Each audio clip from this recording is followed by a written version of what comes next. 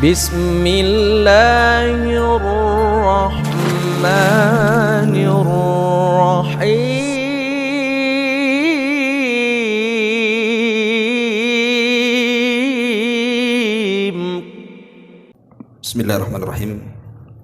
Assalamualaikum warahmatullahi wabarakatuh. Alhamdulillah wassalatu wassalamu ala rasulillah wa ala alihi wa sahbihi wa mawalah wa la hawla wa la quwata illa billahi wa ba'du. Lanjutkan kajian kita, masih membahas tafsir singkat dari juz amma, dan kita masuk pada surah Al-Mutaffifin ayat ke-14 dan seterusnya. A'udzubillahi minasyaitonirrajim. Bismillahirrahmanirrahim. Kalla bal rana ala qulubihim ma kanu yaksibun. Kalla innahum ar-rabbihim yawma idzin lamahjubun. Thumma innahum lasalul jahim. Thumma yuqalu hadzal ladzi kuntum bihi tukadzibun. Sekali-kali tidak seperti itu pemahamannya. Bahkan apa yang selalu mereka kerjakan itu telah menutupi hati mereka. Sekali-kali tidak seperti itu. Sesungguhnya mereka pada hari itu benar-benar terhalang dari rahmat Tuhannya. Dan sesungguhnya mereka kemudian benar-benar akan dimasukkan ke dalam jahim. Lalu dikatakan kepada mereka, inilah azab yang selalu kamu dustakan. Ma'asyiral muslimin wal muslimat rahimani wa rahimakumullah. Di sini Allah Subhanahu wa taala menyingkap hati-hati para pendusta akan kebangkitan setelah kematian. Bahwa yang menyebabkan mereka mendustakan itu karena di hatinya ada ron. Ron itu artinya penutup. Inilah kita akan bahas sedikit apa makna ron di sini. Ma'asyiral muslimin wal muslimat rahimani wa rahimakumullah. Secara bahasa, ran itu fi'lul madhi. Jadi rana yarunu raunan. Ada yang mengatakan bahwa dimaksud ran di sini artinya ghita'un yasturu syai'a wa yaghsha 'alaihi. Sebuah penutup yang menutupi sesuatu dan meliputinya. Ada juga yang mengatakan maksudnya ran di sini artinya ishtaddat harru, di mana panasnya itu sangat bersangatan. Ada juga yang mengatakan ishtadda khuznuhu wa hammu, kesedihannya dan kebimbangannya itu sangat dahsyat. Tapi itu secara bahasa, kita tidak mengambil secara bahasa. Adapun yang dimaksud secara istilah ran, penutup hati itu sebagaimana diucapkan oleh Imam Ibnul Qayyim Al-Zawjiyah dalam kitabnya Madarijus Salikin, Baina Manazil Iyyaka Na'budu wa Iyyaka Nasta'in. Beliau mengatakan ar-ranu huwal hijabu al-kathiful mani'u lil qalbi min ru'yatil haqqi wal inqiyadi lahu. Jadi ran itu artinya sebuah penutup yang tebal yang menghalangi hati untuk melihat kebenaran dan tunduk kepada kebenaran. Jadi ran sekali lagi dia adalah hijab penutup yang sangat kathib, yang sangat tebal. Al-mani'u lil qalbi, yang mencegah hati itu min ru'yatil haqqi, dari melihat kebenaran, wal inqiyadi lahu, dan tunduk kepada kebenaran. Kenapa kemudian hatinya sulit melihat kebenaran dan tidak mau tunduk kepada kebenaran? Karena sudah tertutup dengan ran tadi. Makanya hati-hati para pendusta akan kehidupan setelah kematian itu karena mereka tidak melihat kebenaran. Adapun sebabnya tentu tidak lain dan bukan karena dosa dan maksiat. Maka disebutkan oleh para ulama, bi anna dzunuba wal ma'asi wal ghafalat was sayyiati hiya asbab min tabaqatir rani fil qalbil abdi, bahwa dosa dan maksiat serta kelalaian dan juga perbuatan buruk itulah yang menjadikan sebab hati seseorang itu tertutup dengan ran tadi. Dan ini berdasarkan sabda Nabi, Sebagaimana hadis Abi Hurairah radhiyallahu an, kata Nabi SAW, innal mu'min idza adznaba dzamban, seorang mukmin itu kalau melakukan sebuah dosa, kanat nuqtatus sauda fi qalbihi, maka titik hitam akan diletakkan di hatinya. Fa in taba wa naza'a wastaghfara saqala minha, kalau dia mau tobat dan senantiasa melepaskan dosa dan terus beristighfar, maka titik itu akan dihapus dalam hatinya. Wa in zada zadat, tapi kalau makin banyak maksiat yang dilakukannya, berarti makin banyak titik hitam dalam hatinya, hatta yughallaf biha qalbuh, sampai menutup betul-betul hatinya. Fadzalika ran, itulah yang disebut dengan ran, kata Rasul. Berarti dari sini hadis Abi Hurairah radhiyallahu an, kita tahu bahwa penyebab adanya penutup dalam hati itu karena maksiat yang dilakukannya. Makanya disebutkan oleh para ulama tentang bidayatul ran. Kenapa orang itu bisa memiliki ran, penutup dalam hatinya itu? Imam Mujahid Ibn Jabr, ma'ruf seorang ahli tafsir, mengatakan ketika bicara tentang bahaya ran dalam hati itu, beliau mengatakan, huwa dzambu ala dzambi hatta tuhita adh-dhunubu bil qalbi wa taghshahu fayamutul qalbu. Permulaan penutup hati atau disebut dengan ran itu karena seseorang melakukan dosa di atas dosa. Adz-dzambu ala dzambi, jadi dosa ditumpuk-tumpuk sama dia, sehingga dosa yang ditumpuk-tumpuk itu akhirnya menutupi hatinya, dan juga taghshahu, meliputi hatinya. Ketika itu yang terjadi, kata Mujahid, fayamutul qalbu, matilah hati orang itu. Jadi kalau hati sudah ditutupi dosa demi dosa, maka lama-lama hati itu akan mati. Itulah yang disebut dengan ran. Permulaannya dari dosa, bertumpuk dosa. Kemudian tingkatan yang kedua, kalau sudah ada ran, titik hitam yang menumpuk dalam hati itu, maka akan meningkat menjadi toba. Dan itu dijelaskan dalam Al-Quran, ulaikal ladzina taba Allahu ala qulubihim, mereka lah orang-orang yang distempel hati-hati mereka, artinya ditutup hati-hati mereka dengan stempel, wasam'ihim, dan pendengaran mereka, wa absarihim, dan penglihatan mereka, wa ulaika humul ghafilun, mereka lah orang-orang yang lalai. Surah An-Nahl ayat 108. Jadi kalau sudah ran, nanti meningkat tuh kepada toba. Sudah toba ini sudah lebih menutup lagi, sudah sulit untuk menerima kebenaran. Makanya kita lihat orang yang kalau sudah ran meningkat kepada toba, biasanya dia mulai meremehkan maksiat. Makanya disebutkan dalam hadis Abi Ja'di Al-Dhamri ketika bicara soal orang yang meninggalkan sholat Jumat 3 kali berturut-turut. Apa kata Rasul? Man taraka thalatha juma'in tahawunan biha. Barang siapa yang meninggalkan sholat Jumat berturut-turut 3 hari, tidak ada uzur, taba Allahu ala qalbi, maka Allah akan tutup, betul-betul tutup hatinya itu, ditutup hatinya, sehingga dia menjadi orang yang lalai. Jadi kenapa Allah tutup? Karena dia meremehkan. Jadi orang kalau sudah di atas ran tauba itu mulai meremehkan maksiat. Nanti kalau sudah mulai meremehkan maksiat, maka naik lagi, namanya al-khatam. Ya, khatam. Sebutkan di dalam Al-Quran surah Al-Jathiyah ayat 23. Afara'aita man ittakhadha ilahahu hawa wa adhallahu Allahu ala ilmin wa khatama ala sam'ihi wa qalbi. Tidakkah kau lihat orang yang menjadikan hawa nafsu sebagai Tuhannya, kemudian Allah sesatkan dia di atas pengetahuannya, wa khatama. Di sini ada kalimat khatam. Ya, khatam kurang lebih dengan toba, tapi dia lebih tinggi lagi. Betul-betul ditutup betul hatinya, sehingga sudah tidak menjadikan Allah sebagai Tuhannya, yang ada hawa nafsu sebagai Tuhannya. Coba bayangkan, mulai dari dosa, di atas dosa menutup hatinya. Setelah itu mulai meremehkan maksiat. Setelah itu menjadikan hawa nafsu sebagai Tuhannya. Lihat tingkatan-tingkatan hati itu.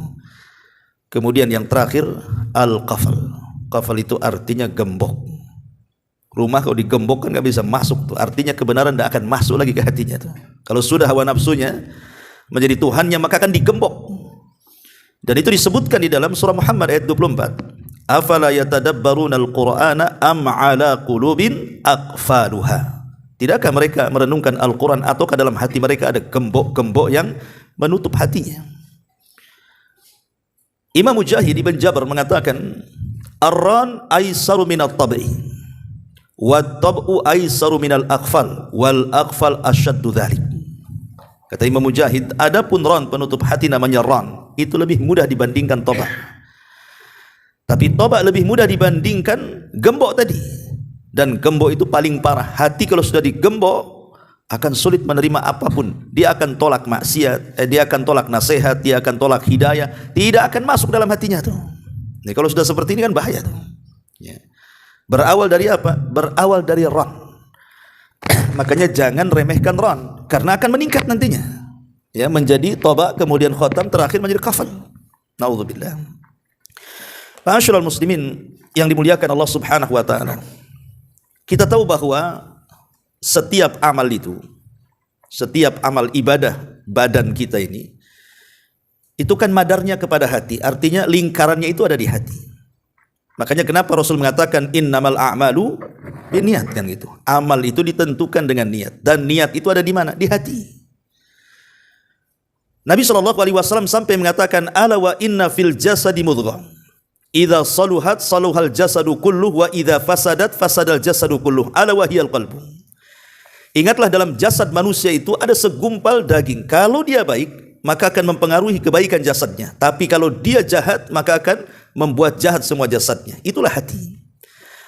Makanya kenapa Imam Ibnul Qayyim sampai mengatakan al-qalbu kal malik, hati itu seperti raja. Adapun al-jawarih itu junuduhu, anggota badan itu tentara-tentaranya. Tentu tentara tidak mungkin bergerak kecuali perintah hatinya, karena dia rajanya.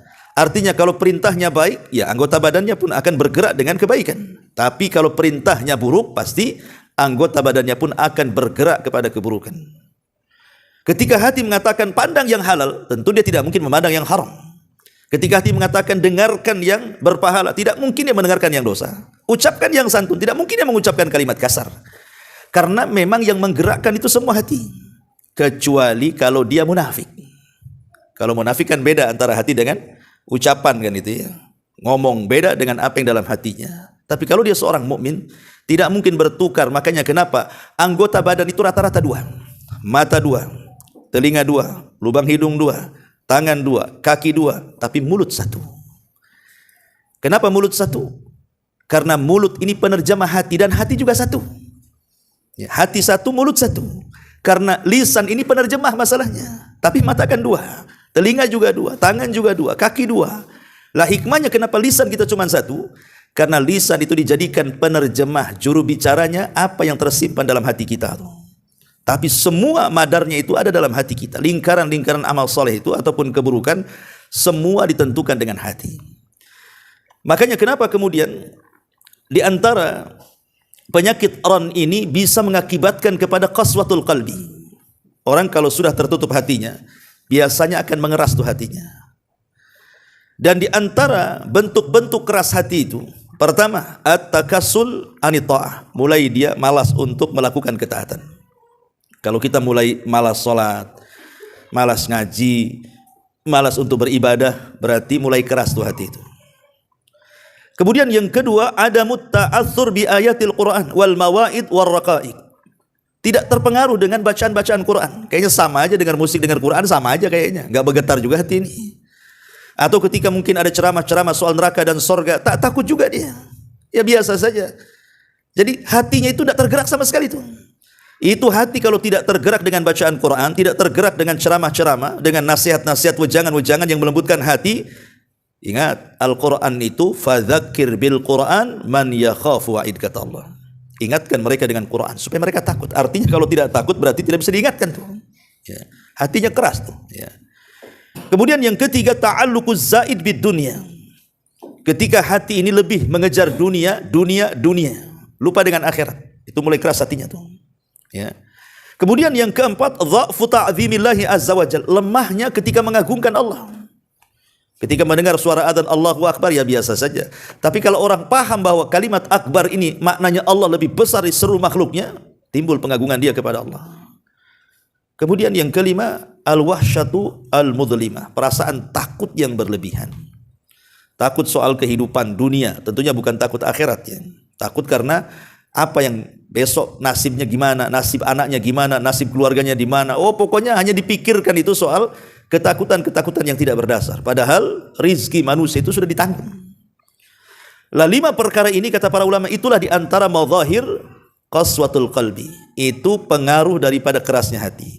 Adapun sebabnya, tentu kan keras hati itu ada sebabnya. Yang menjadikan orang itu keras hatinya tertutup dengan ron tadi itu. Pertama, kathratu irtikabil ma'asi wal muharramat. Kata ulama, karena banyaknya melakukan kemaksiatan. Sebagaimana hadis tadi, kalau seorang hamba mukmin melakukan kemaksiatan, kemudian dia bertambah kemaksiatannya, fa idza zadat kata Rasul. Kalau dia bertambah maksiatnya berarti bertambah titik hitamnya. Ya. Itulah yang kemudian Allah katakan kallabal rana ala qulubihim. Kemudian yang kedua al-ghaflah. Ghaflah itu lalai.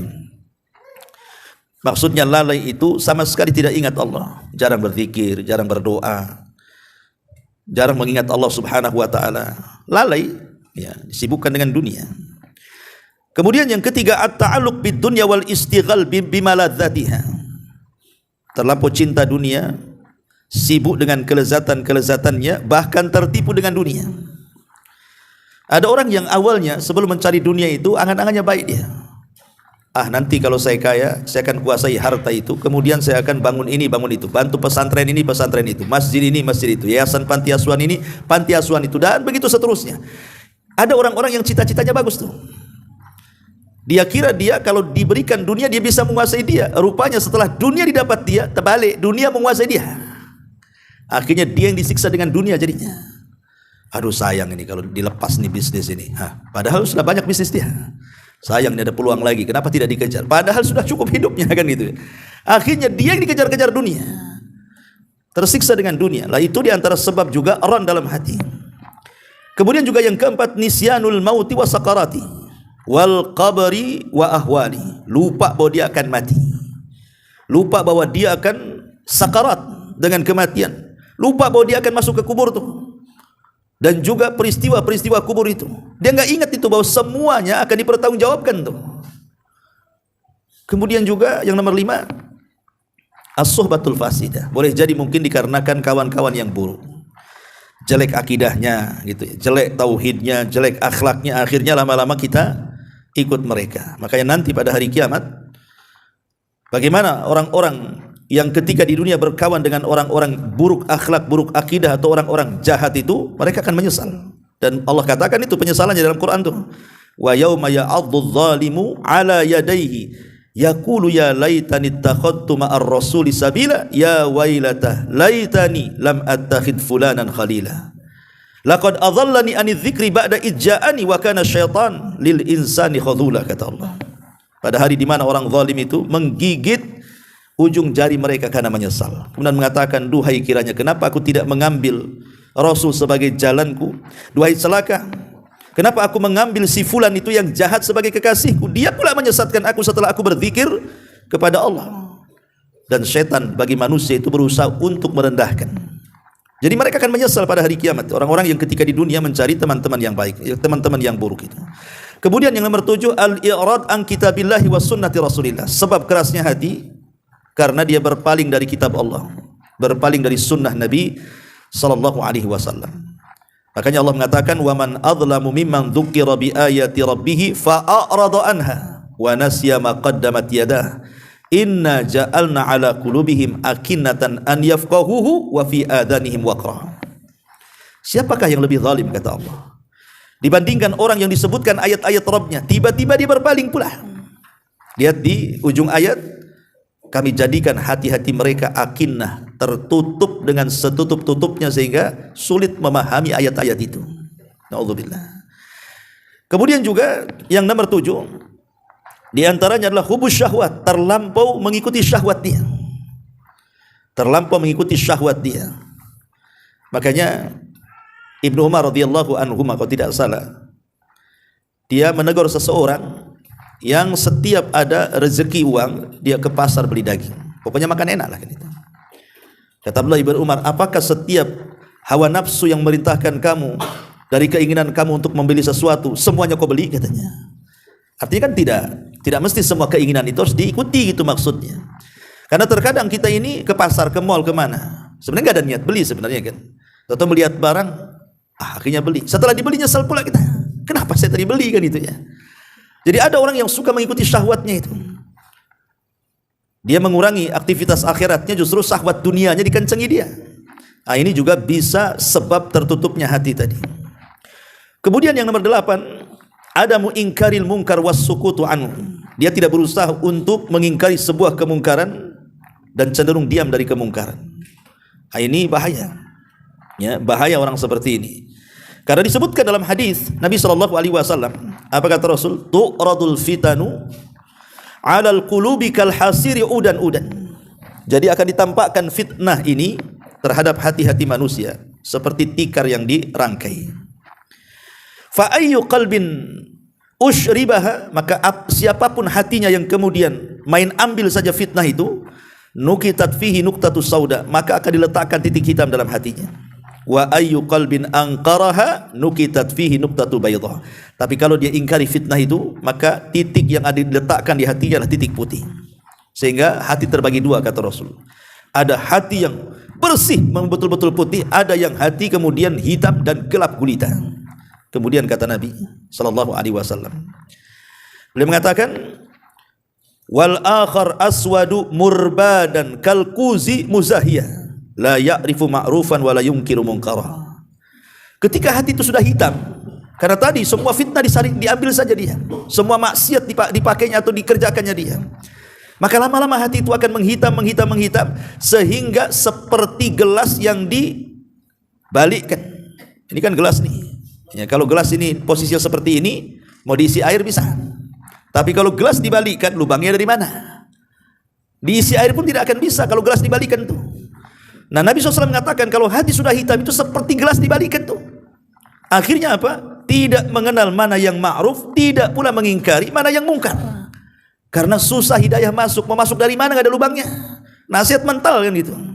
Lah ketika kemudian orang itu tidak mengingkari sebuah kemungkaran, cenderung diam, maka itu kata Rasul, salah satu yang menutup hati seperti gelas yang ditelungkupkan.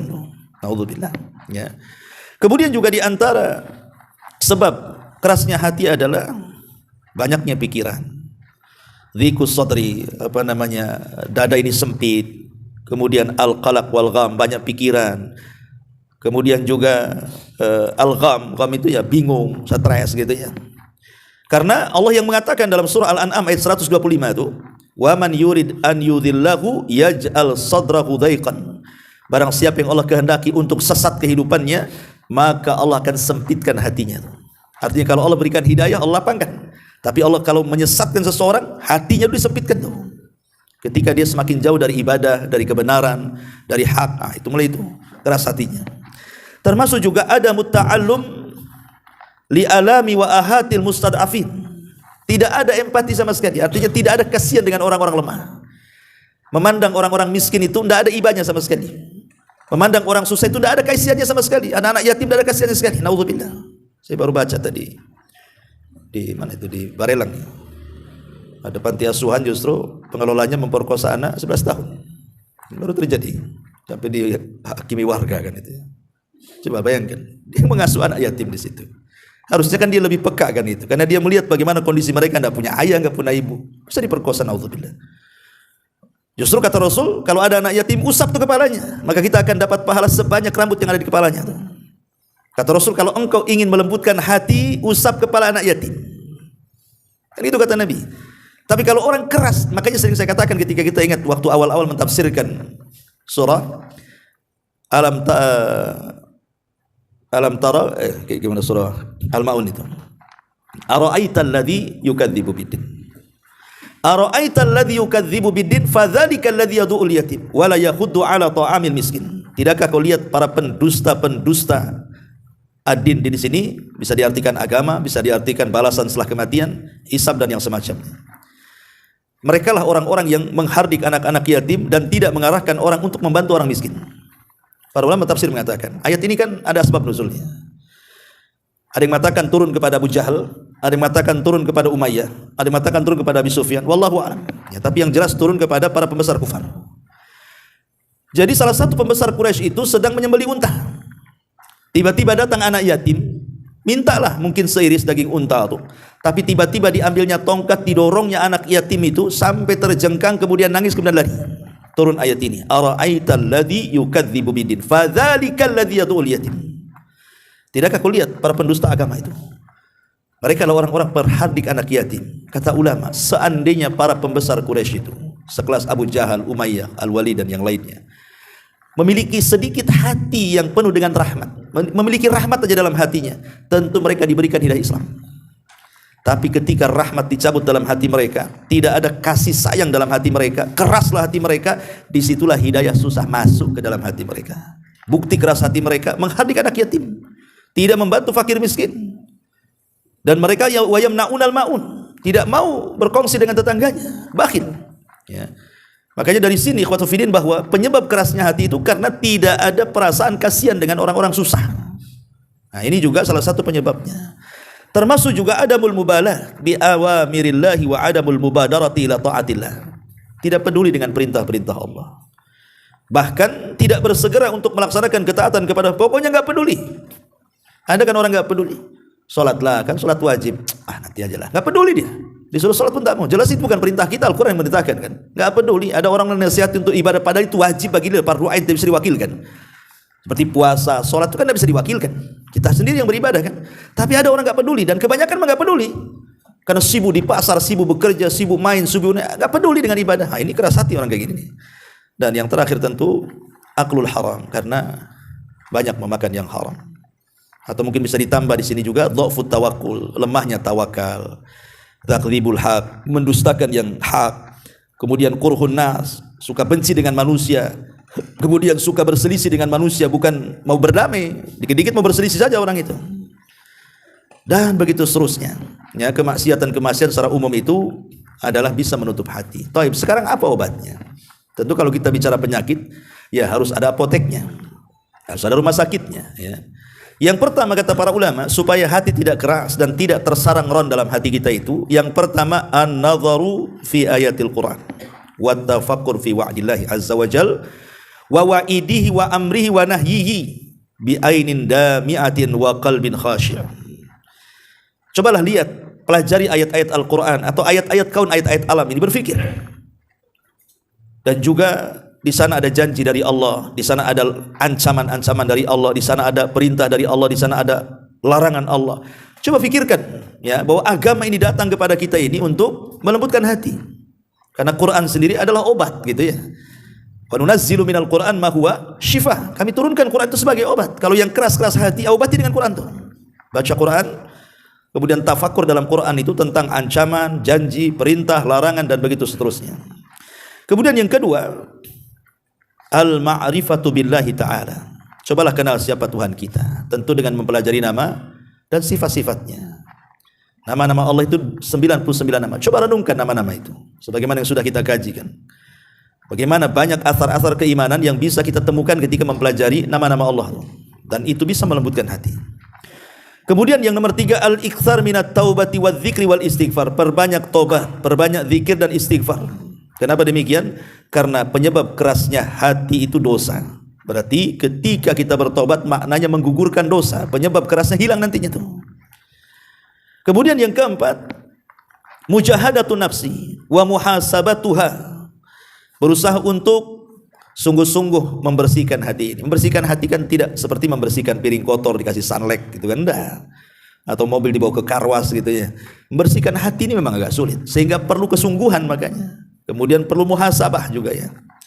Kemudian juga yang nomor 5, istima'u al-mau'idhati.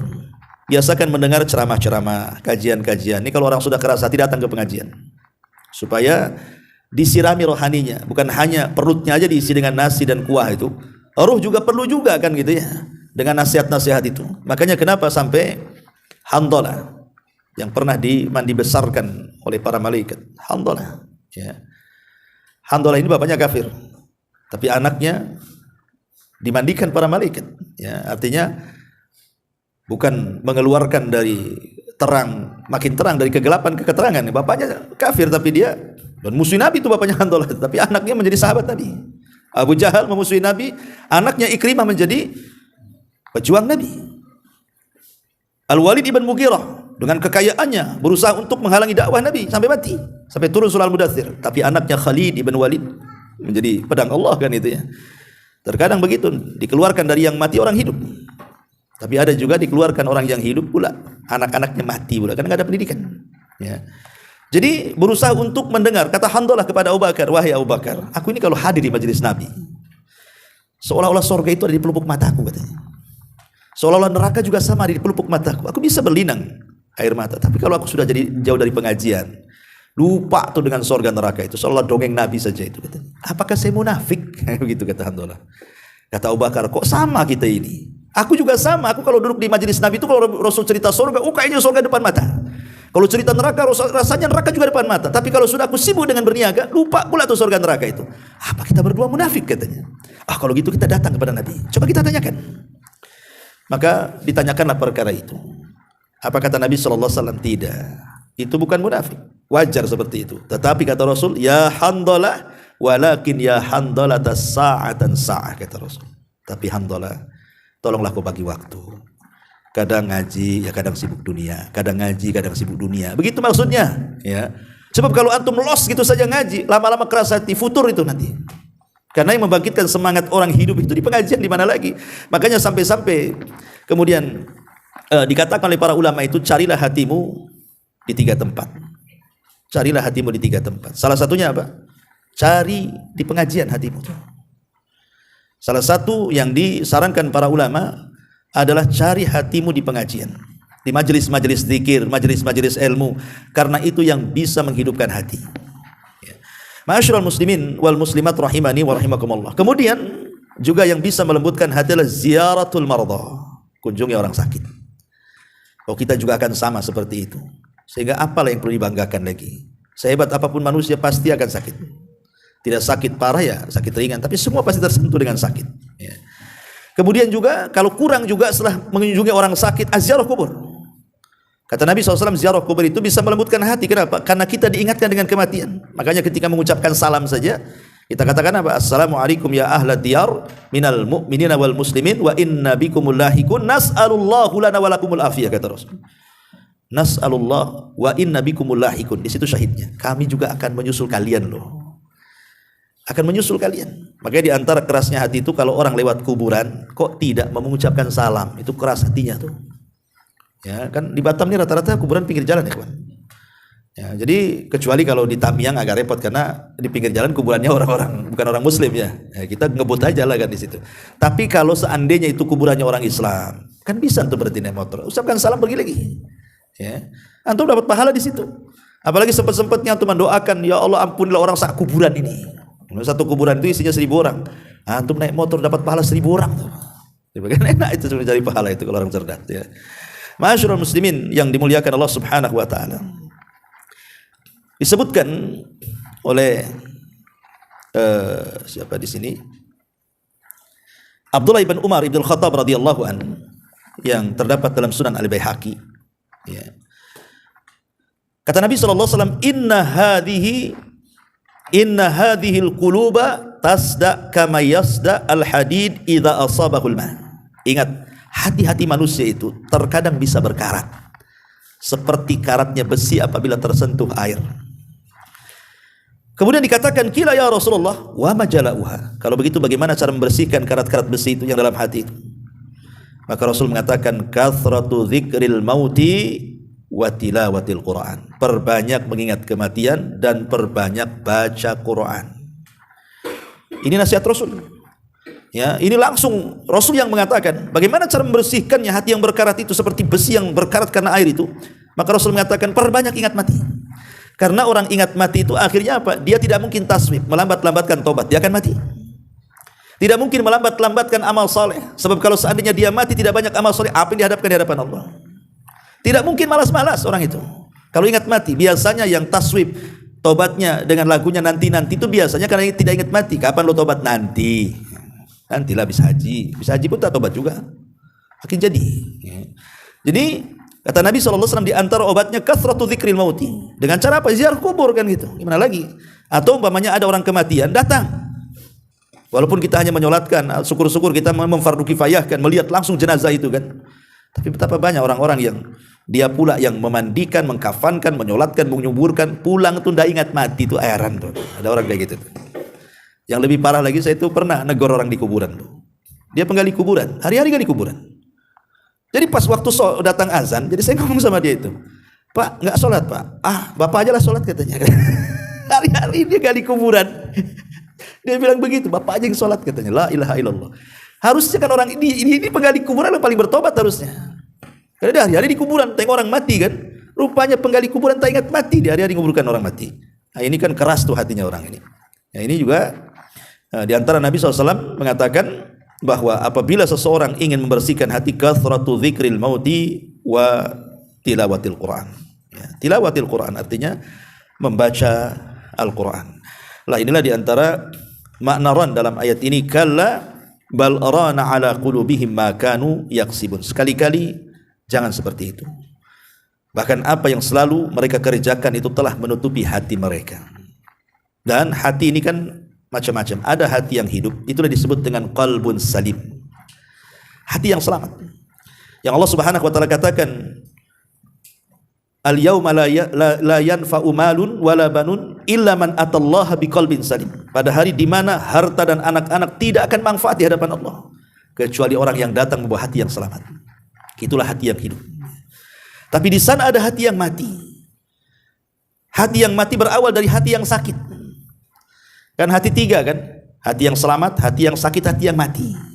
Ya. Hati yang sakit ya hatinya orang-orang munafik, hati yang sakit hatinya orang-orang kafir.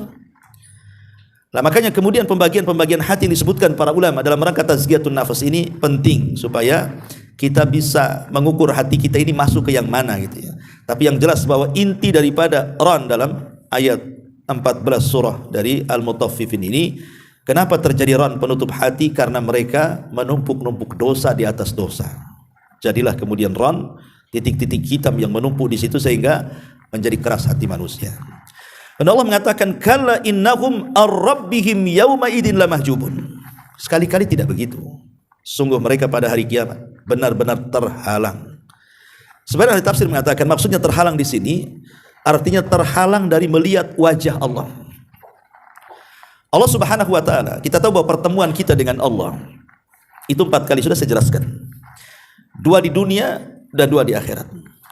2 pertemuan di dunia tidak memandang Allah, tapi kita akan berjumpa dengan Allah. Tapi 2 pertemuan di akhirat, dua-duanya kita akan melihat wajah Allah. Adapun pertemuan kita di dunia yang pertama ketika sholat. Makanya Allah Subhanahu wa taala mengatakan ketika bicara soal salat, wa innahu lakabiratun illa 'alal khashiin, bahwa salat itu berat kecuali bagi orang yang khusyuk. Siapa orang yang khusyuk di sini? Alladzina yadhunnuna annahum mulaqu rabbihim. Orang-orang yang dalam hatinya dipenuhi dengan keyakinan dia sedang berjumpa dengan Rabbnya. Jadi orang yang khusyuk itu seolah-olah dia sedang berjumpa dengan Allah gitu maksudnya. Karena dalam salat itu kan terjadi dialog antara kita dengan Allah. Ketika kita baca surah Al-Fatihah itu, di situ ada dialog di situ. Ketika kita akan mengatakan alhamdulillahirabbil alamin, Allah jawab hamidani abdi. Ketika kita mengatakan ar-Rahman ar-Rahim, Allah jawab athna alayya abdi. Ketika kita mengatakan maliki yaumiddin, Allah mengatakan apa? Majjadani abdi. Terus setiap surah Fatihah itu ada jawabannya dari Allah itu. Kita sedang berdialog sebenarnya di situ. Ya. Ini yang pertama. Yang kedua, indal maut, saat kematian. Ketika ruh kita diangkat ke langit, kemudian melintasi langit pertama, kedua, ketiga, sampai ketujuh dan melintasi langit ketujuh. Di situ kita akan berjumpa dengan Allah, tapi tidak bisa memandang wajah Allah karena kan belum kiamat, masih di dunia, cuma di alam barzah saja. Maka Allah katakan kepada ruh ini, balikin ruh ini ke dalam jasadnya, angkat catatannya di tempat yang paling tinggi karena dia ruh seorang mukmin. Dia akan berjumpa dengan Allah Azza wa Jalla saat kematiannya. Kemudian yang ketiga, 2 di akhirat kan. Yang ketiga di akhirat, saat di padang mahsyar. Wa jaa rabbuka wal malaku saffan saffa, akan datang Rabbmu sementara malaikat berbaris-baris. Dalam hadis Allah perintahkan Jahannam didatangkan. Jahannam memiliki 70.000 tali kekang. Satu tali kekang dipegang 70.000 malaikat, kemudian diseret, dihadapkan kepada manusia. Semua manusia menyaksikan Jahannam. Di situ Allah Subhanahu wa taala menampakkan dirinya. Bagi orang-orang yang beriman betul-betul mereka melihat wajah Allah. Tapi bagi orang kafir, disinilah ayatnya, kalla innahum an rabbihim yauma idzin lamahjubun. Sekali-kali tidak, sungguh mereka orang-orang kafir pada hari itu betul-betul terhalang untuk melihat wajah Allah yang merupakan rahmat dari Allah. Ya. Walaupun ada yang mengatakan bahwa mereka memandang wajah Allah seperti memandang seorang pesakitan di depan hakim yang siap memukul putusan tentang apa azab yang akan diberikan. Ketakutan. Tapi pendapat yang kuat kata Imam Syafi'i rahimahullah ta'ala, orang kafir tidak akan memandang wajah Allah, karena wajah Allah itu sebuah nikmat tambahan dan hanya diberikan kepada orang-orang yang beriman. Dan yang terakhir tentu di sorga. Ru'yatullah, kenikmatan yang paling besar di sorga. Ketika Allah datang kepada penduduk sorga di balik tabirnya kemudian mengatakan, saluni ma syi'tum fahada yaumun mazid. Minta sesuka kalian. Ini hari tambahan nikmat bagi kalian. Maka mereka mengatakan, ya Rabb, alam tubayyid wujuhana wa tudkhilana al-jannah wa tubaiduna aninnar. Bukankah kau sudah memutihkan wajah kami, menjauhkan kami neraka, kau masukkan ke surga? Apalagi ya Rabb, sudah cukup katanya kan. Tapi Musa alaihi salam mengatakan, mintalah, salullah, mintalah kepada Allah kalian agar kalian melihat Allah. Karena di dunia aku pernah meminta, tapi Allah tolak. Musa pernah mengatakan, anzur ilaika ya Rabb, tampakkan zatmu kepadaku. Maka Allah mengatakan kepada Musa, baik, tetapi lihatlah gunung Tur itu. Walakin dur ilal jabal, lihat gunung itu. Fa in istaqarra makanah, kalau gunung itu tidak bergerak, fasaufa tarani, kau bisa melihatku kata Allah. Maka ketika Allah menampakkan kepada gunung itu apa yang terjadi, maka tiba-tiba gunung itu hancur berkeping-keping. Wasara Musa sa'iqah, Musa pingsan karena getaran gunung itu. Kemudian ketika dia siuman dia mengatakan, tubtu ilaika, aku taubat, tidak mungkin memintamu ya Rabb. Jadi Musa nanti di surga mengatakan, minta agar kita bisa melihat Allah, karena di dunia aku pernah memintanya tapi aku tidak diizinkan. Bukan tidak bisa melihat Allah di dunia, pandangan kita yang tidak sanggup melihat Allah. Tapi di akhirat pandangan kita kuat sehingga kita bisa melihat Allah. Maka ketika disingkap tabir cahaya itu, dalam riwayat tabirnya adalah api, maka Allah pun menampakkan dirinya, kata penduduk surga, demi Allah tidak ada nikmat yang lebih besar dibandingkan ru'yatullah. Artinya kenikmatan yang paling besar di surga melebihi surganya itu sendiri adalah melihat Allah subhanahu wa ta'ala. Dan itu yang diinginkan. Faman kana yarju liqa'a rabbih falyamal amalan salihan wa la yusyrik bi ibadati rabbih ahada. Kalau kita ingin berjumpa dengan Allah, dua syaratnya. Falyamal amalan salihan, beramal dengan amal saleh, maksudnya ikut Nabi. Amal itu tidak dikatakan soleh kalau menyimpang dari Nabi, artinya ittiba, ikut Nabi. Yang kedua, wala yusyrik bi ibadati rabbih ahada, jangan sekutukan, artinya ikhlas. Dari ayat inilah maka para ulama mengambil istimbat bahwa syarat diterima amal itu dua. Pertama ikhlas, dan yang kedua ittiba, ikhlas dan mencontoh Nabi sallallahu alaihi wa ala alihi wasallam. Thumma innahum lasalul jahim, sesungguhnya mereka kemudian benar-benar akan dimasukkan ke dalam jahim, orang kafir. Thumma yuqalu hadzal ladzi kuntum bihi tukadzibun, lalu dikatakan kepada mereka, inilah azab yang selalu kalian dustakan. Karena kalian kan mendustakan tidak ada hari akhir, tidak ada kebangkitan, tidak ada balasan setelah kematian. Sekarang kalian bisa lihat dan bisa rasakan, semua ada. Karena begini ikhwatu fiddin, namanya iman itu kan dalam hati. Iman itu perlu keyakinan. Memang meyakini sesuatu itu agak sulit.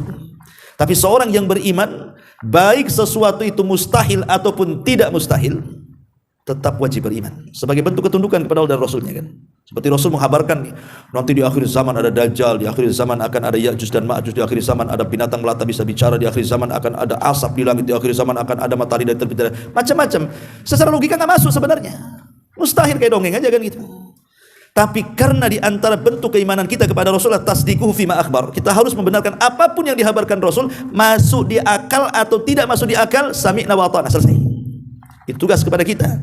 Innama qaulul mu'minin idza du'u ila Allahi wa rasulihi liyahkuma bainahum an yaqulu sami'na wa ata'na. Itu kewajiban kita. Pokoknya apapun dihabarkan, baik Quran ataupun sunnah, masuk di akal atau tidak, diketahui hikmahnya atau tidak, pokoknya sami'na wa ata'na. Makanya kenapa orang-orang yang beriman itu diletakkan di poin yang pertama dalam awal surah Al-Baqarah di antara tanda-tanda orang yang bertakwa. Siapa? Alladzina yu'minuna bil ghaib. Baru setelah itu salat, puasa, zakat, ya kan itu. Karena tingkatnya tinggi, dia harus meyakini masalahnya. Ya, jadi tapi orang-orang kafir itu mereka mendustakan. Nanti pada hari kiamat setelah mereka masuk ke dalam jahanam baru dikatakan hadzal ladzi kuntum bihi tukadzib. Rasakan, inilah yang dulu kalian dustakan. Jadi Allah Subhanahu wa taala akan mengingatkan lagi ketika di dunia, dulu kalian ingkari tidak ada kehidupan setelah kematian. Sekarang ada semuanya. Makanya kita orang Islam wajib untuk beriman. Jangankan orang Islam, lihat orang Nasrani. apabila mereka meninggal. Ada salonnya loh.